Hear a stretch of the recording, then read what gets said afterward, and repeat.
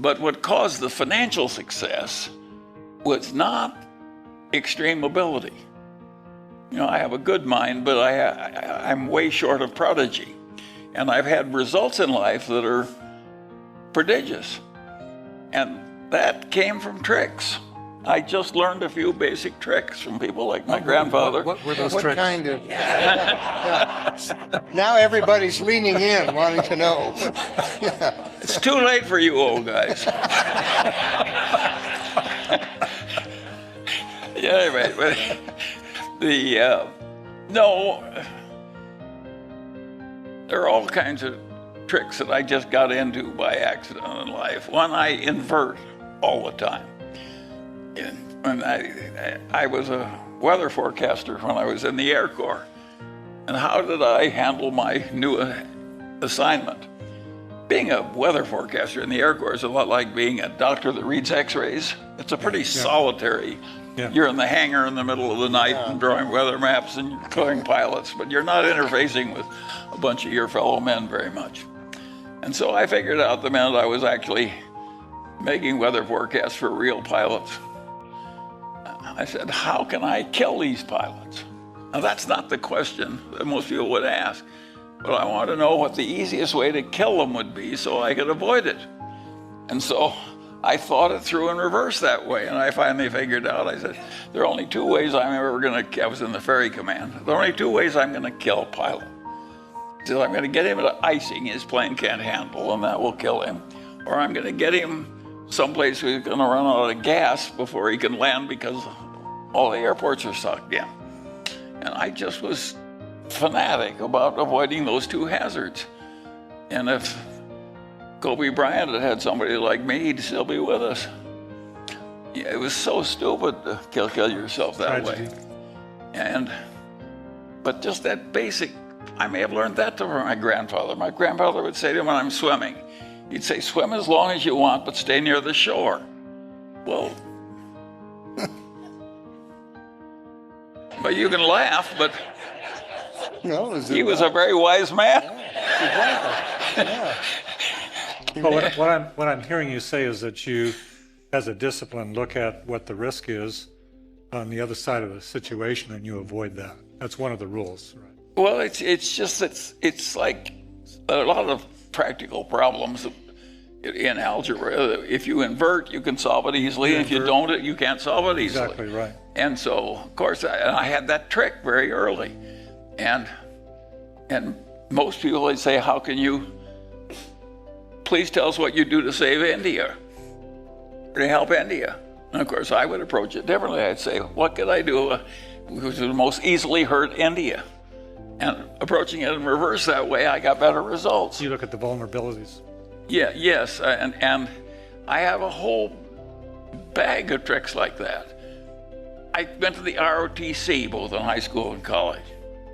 And the ROTC taught me to fire mortar shells or artillery shells, one shot over, one shot short, and then kapow. Well, I never shot any damn shells, but I've been using that mental trick all my life. That's how I determine what size to make something. Over and under and kapow. And so I just got a bag of tricks. And I got the right bag of tricks early. And of course, it's been of enormous help to me. Let me give you an example.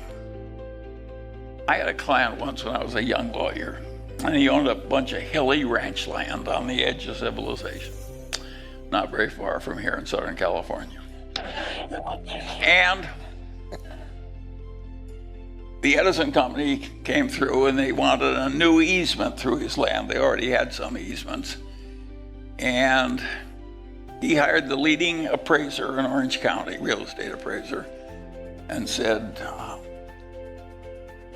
and he had the idea that he should have $250,000 for this easement from the Edison Company. And this leading appraiser, who was very pompous and very old and very distinguished, and he told him, no, I'm sorry, it's only $125,000 value in your damn ranch. And so he came to me and said, Charlie, can you talk some sense into this elderly appraiser?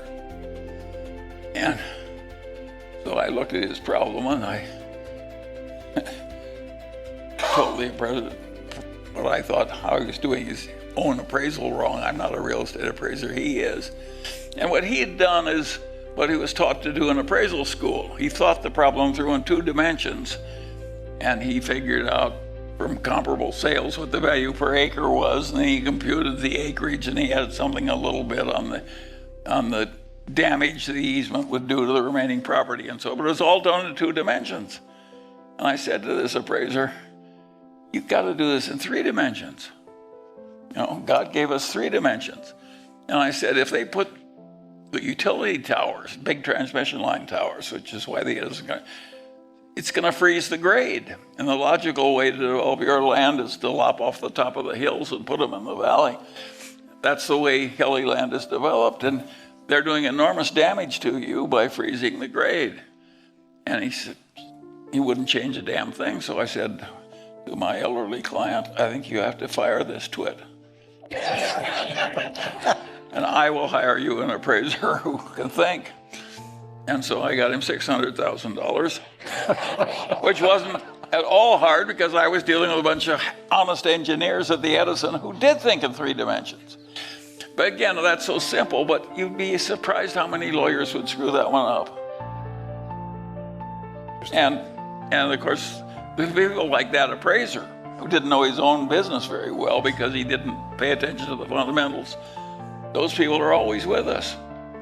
And if you just have the mental trick of constantly going back to the basics, it's pretty basic insight that Are you conscious? the geometrical problem in a real world is 3-dimensional. Are you conscious of the rules, or they're just there?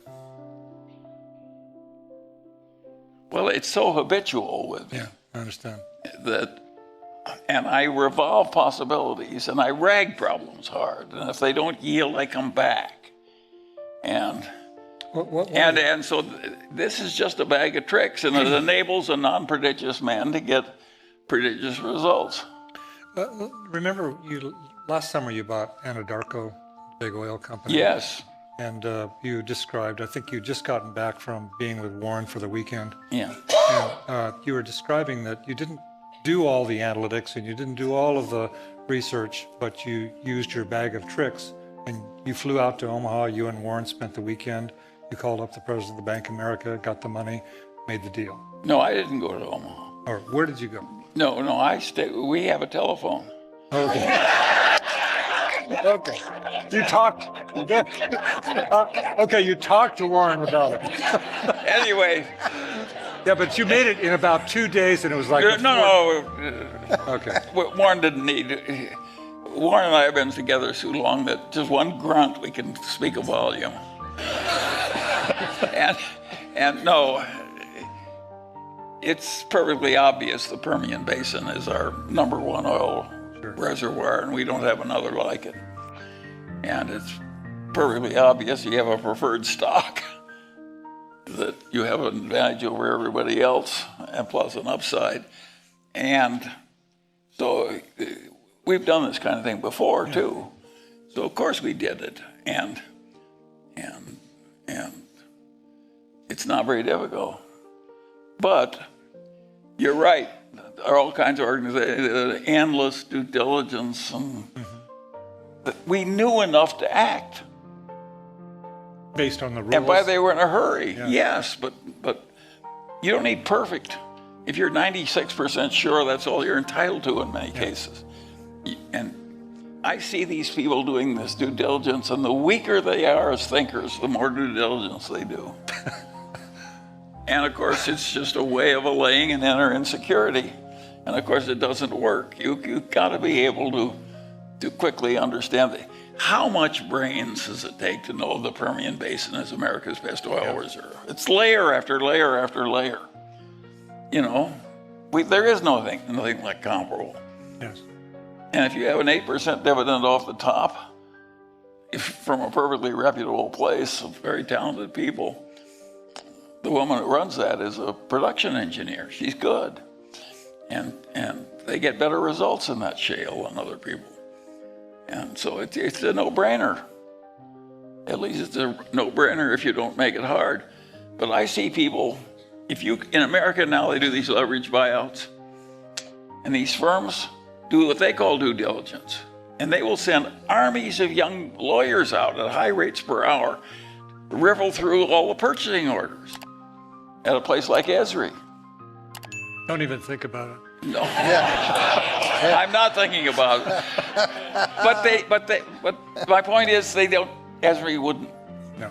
You don't have to look through the purchasing orders Right. to know that Esri is a good business. And yeah, I don't think people who are that insecure mentally ought to be in positions of decision making.